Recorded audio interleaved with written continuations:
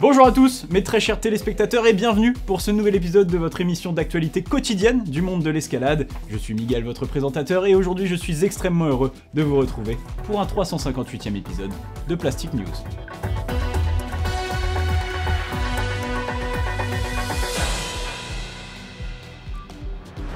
Et dans les informations du jour, avait lieu hier soir la 66e étape de la Meom Super League, une étape qui se déroulait à Nuuk dans la capitale groenlandaise et sublimée encore une fois par la performance exceptionnelle de la Slovène Erika Garnbret, qui n'aura laissé aucune chance à la concurrence, terminant 18 prises devant sa dauphine, l'américaine Jenny Thomas. Chez les hommes, c'est encore dans une finale à 7 japonais et 1 français que Rikito Kameyama aura remporté sa 3e médaille d'or en carrière à seulement 21 ans.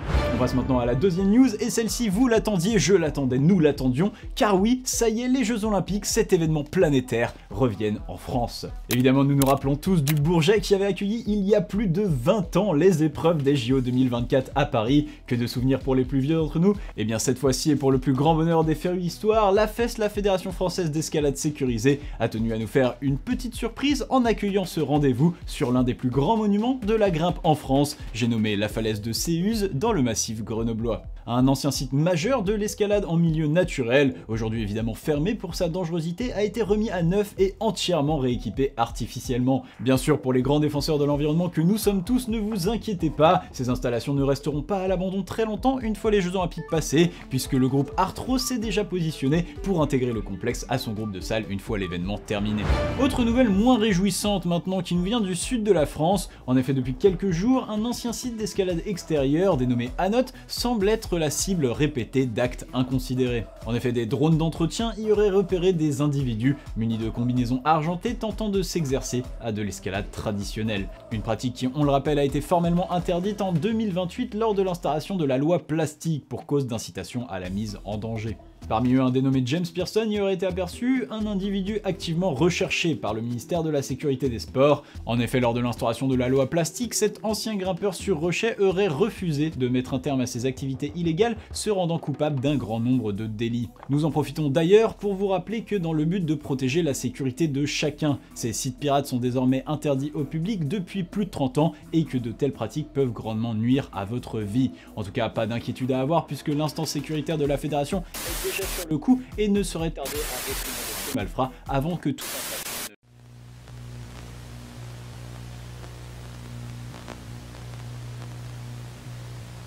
Grimpeurs, grimpeuses, nous sommes les voix d'un peuple oublié, celles que le système escalado-capitaliste veut faire taire. Réveillez-vous, vous regardez un mensonge. Ce que vous voyez, ce que l'on vous montre, ce que l'on vous dit, n'est qu'un masque. Il vous cache la vérité, celle que nous sommes venus dévoiler aujourd'hui. On m'appelle Silver Grenouille, je suis né en 2027, j'ai 31 ans. Comme tous les enfants de ma génération, j'ai découvert l'escalade en salle, sur du plastique. Rapidement, je suis devenu complètement accro. Je grimpais tout le temps, dans tous les complexes sécurisés de Babylone. Je grimpais de plus en plus, je voulais constamment me dépasser. Un jour, sur le dark web, je suis tombé sur des vieilles vidéos du début des années 2000. Et ça a été un choc. Des grimpeuses qui escaladaient à même la roche. Mon père a alors pris le risque de m'expliquer qu'avant la mise en place de la loi plastique, tout le monde grimpait comme ça. Ça me semblait tellement dingue. Les grimpeurs dégageaient quelque chose de tellement beau, tellement libre. Ça m'a fait un déclic. Alors, avec une bande de copains, on a commencé à sortir, illégalement, et aller en falaise. Comme personne ne savait plus comment faire, on a appris seul. Et puis, petit à petit, on s'est engagé dans des projets de plus en plus durs, de plus en plus fous. C'est à ce moment-là que j'ai contacté James Pearson. James est un vieux grimpeur anarchiste, de l'époque. C'est surtout lui qui a été le premier à enchaîner la voie Bon Voyage, en 2023. À l'époque, c'était la voie d'escalade traditionnelle la plus difficile du monde. Avant qu'il décide de tout interdire, tout détruire. Avant qu'il décide de tout privatiser et mondialiser. C'était peut-être, et cela reste, une des plus belles voies du monde.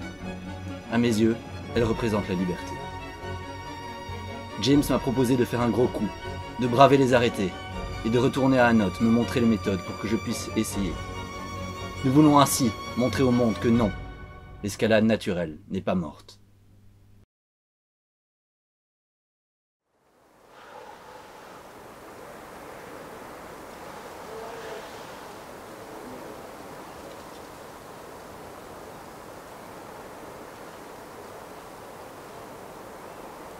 Maître, quand est-ce qu'on grimpe? Bon, on grimpe déjà. Ah bon?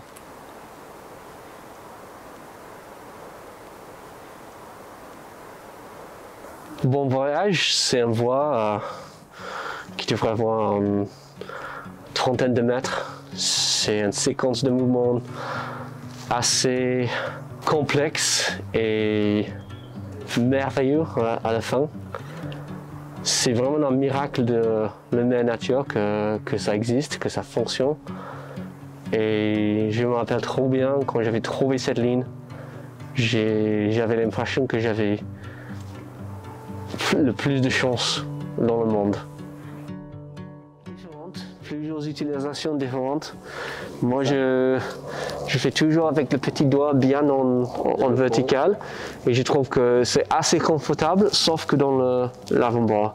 Ouais. Après, c'est possible de prendre en tendu avec le majeur, en arqué avec le majeur, en arqué avec l'index. Mais tout ça, ça fait vraiment très mal au pot, très vite. Tu es vite limité par tes nombre d'essais. Ouais. Alors la voie, elle commence par un set à fissures d'une douzaine de mètres, quand même un peu péchu, suivi d'un repos total dans une grotte où il fait frais, tu peux te reposer, c'est assez cool. Ensuite il y a un premier petit pas de bloc qui, quand tu le connais bien, se déroule très rapidement, suivi d'un bon genou repos total, donc qui fatigue le mollet.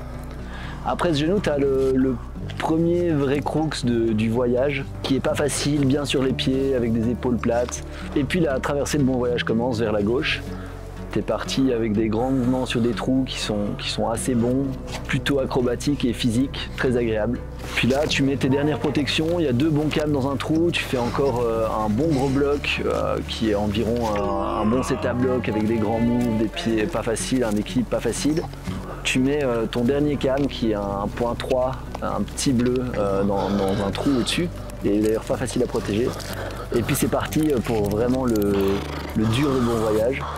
Et là c'est toute une séquence sur des trous en semi-arqué très à doigt. Et le crux principal c'est un petit mono qu'il faut armer en semi-arqué pour faire un grand move vers la gauche.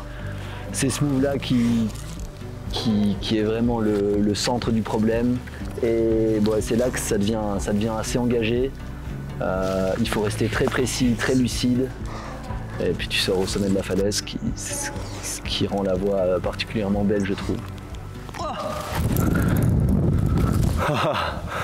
Petit à petit, l'oiseau fait son nid.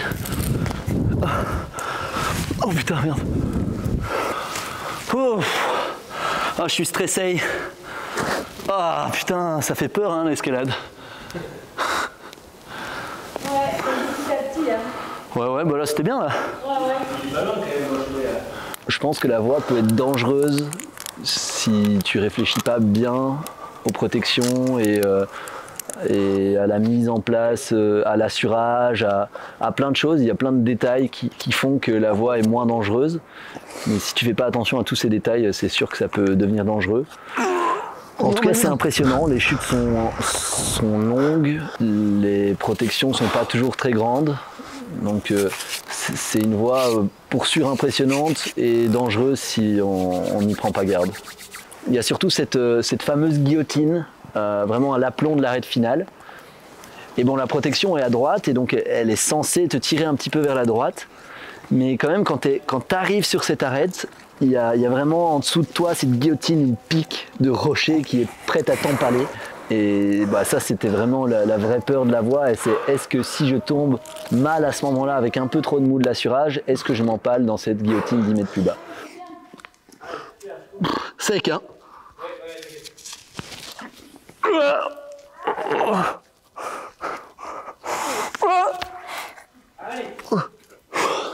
Sèche-moi, hein?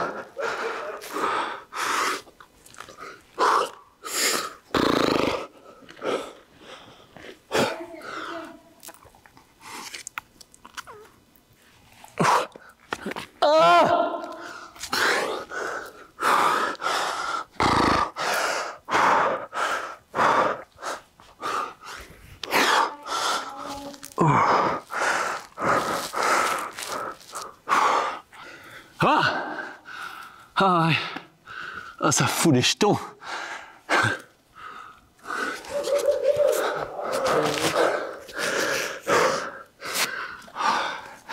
Il y a des feuilles mortes sur mes prises ici. Fais gaffe quand même, hein. Oh, putain, il y a plein de sable ici. Oh. Ouais, c'est cool. Ah ouais, sketchy. Ouais, j'ai failli faire le gros plomb, quoi. Bah, tu vois, j'étais concentré sur ma chute aussi en mode. Ah ouais, ça se voyait qu'il y avait de la tension. Ouais, trop bien.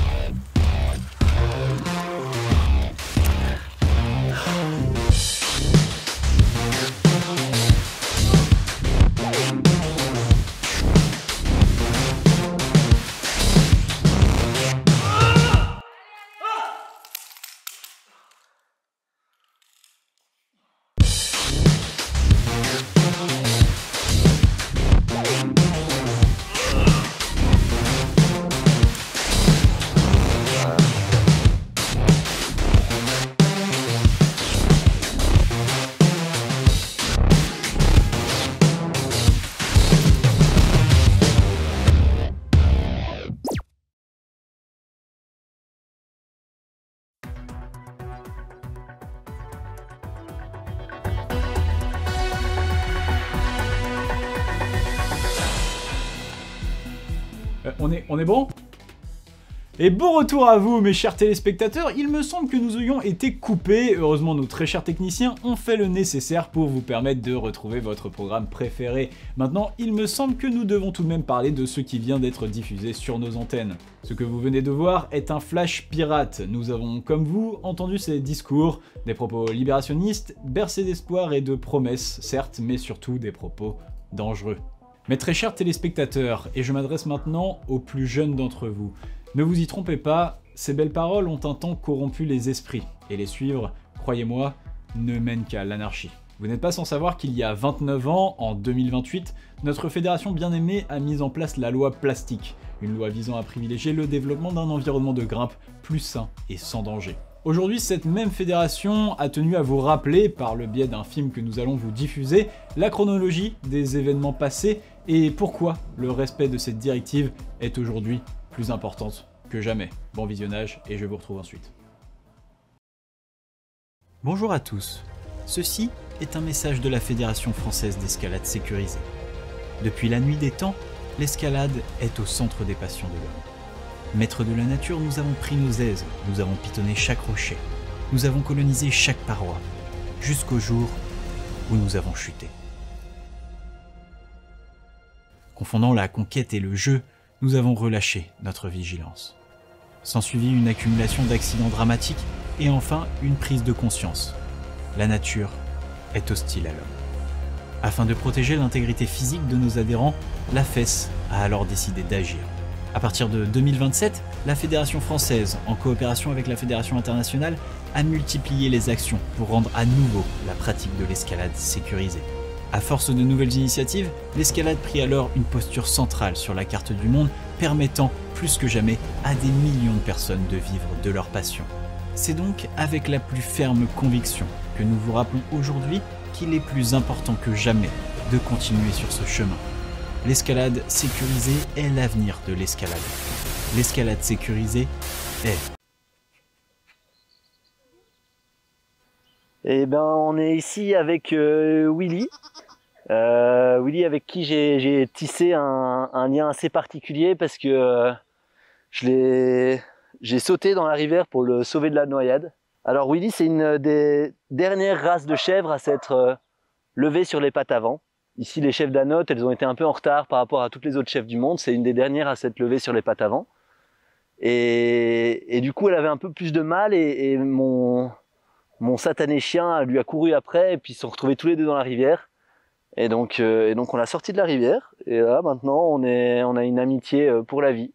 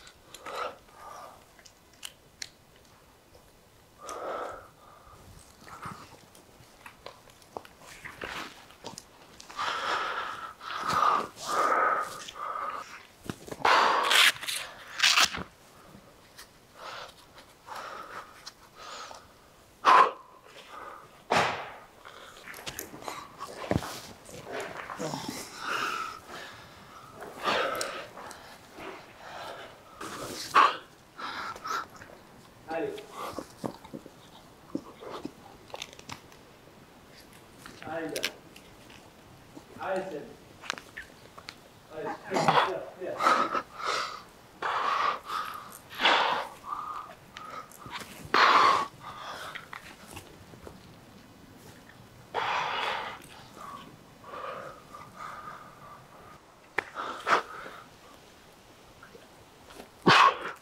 Allez, gars. Allez, Seb.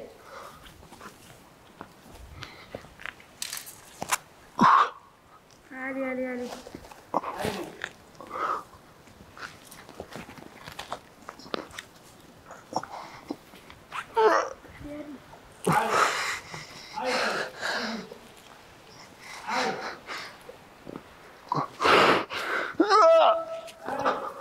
Non.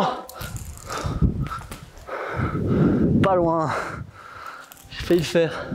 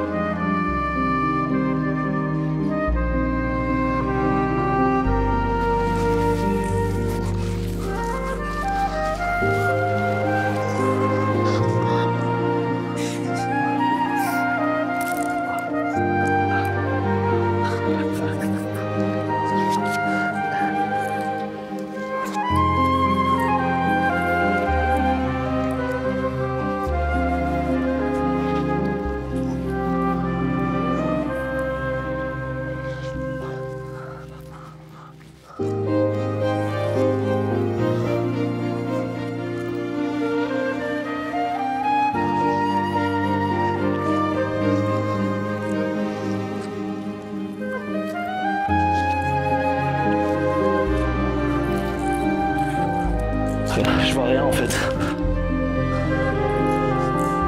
Quoi?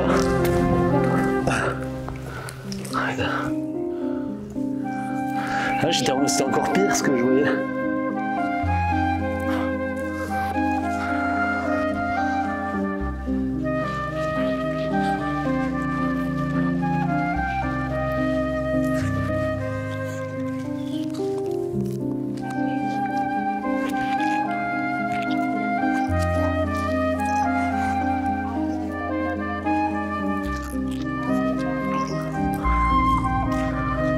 Je suis pas sur les pieds quoi.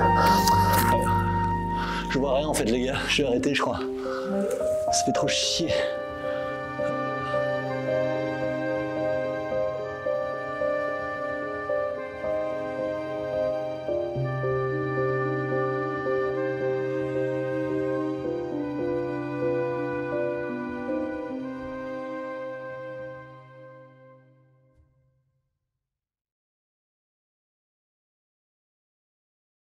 Et me voici au sommet de Bon Voyage. Je viens de finir mon échauffement et je me sens bien. J'ai fait deux jours de repos. Il reste, a priori, on va rester encore 1 ou 2 jours ici. Et donc voilà, je dois avouer que j'ai la petite boule au ventre. Le petit stress pré-enchaînement là depuis ce matin. Et bon, depuis hier soir, là, je fais que penser à la section pour essayer de tout optimiser. Donc il y a quand même un bon petit stress à ce niveau-là. T'as cette d'air, pourquoi tu te mets de la colle sur le doigt? Et ben du coup, il y a 2 jours, j'ai essayé le move du mono et je me suis complètement ouvert le doigt. Et donc j'ai pris 2 jours de repos en espérant que ça se referme, en regardant ma plaie à chaque minute pour espérer que ça guérisse un peu plus vite. Et du coup j'ai mis de la colle dessus pour essayer de protéger la blessure et pas que ça se trouve. On va voir si ça marche, c'est la première fois que je fais ça. C'est bon pour ta santé? Ben ma foi, j'ai acheté, c'était écrit tout matériau, donc j'ai supputé que ce serait très bien, enfin que ce serait très bien pour une peau sanguinolente. Danger, colle à la peau et aux yeux en quelques secondes. Bon, c'est ça le but, c'est l'idéal. À conserver hors de portée des enfants. Je suis plus un enfant.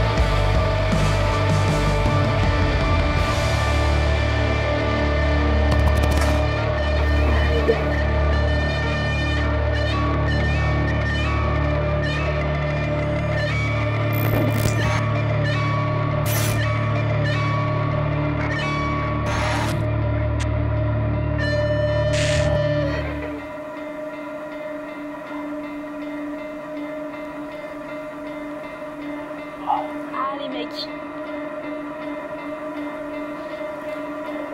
Ah les gars.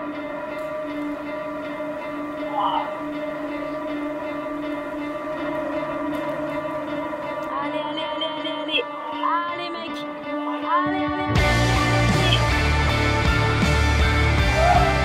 Allez les gars.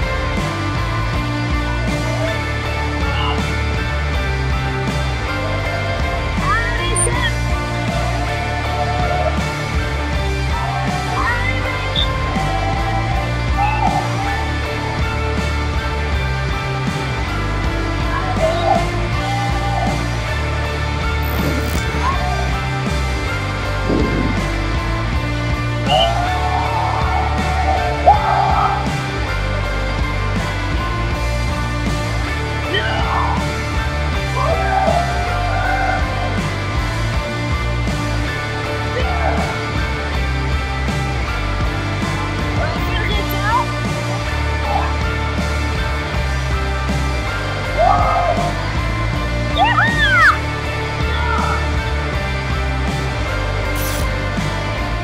En fait, je pense qu'il y a une différence fondamentale entre optimisme et espoir.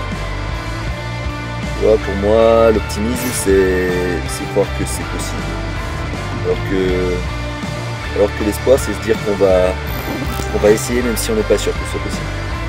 C'est pour ça que je me dis que quand on perd notre optimisme dans nos projets, dans le futur, dans ce qui se passe dans le monde, moi je dirais on essaye quand même, on garde espoir. Puis au pire, on a simplement vécu un bon voyage.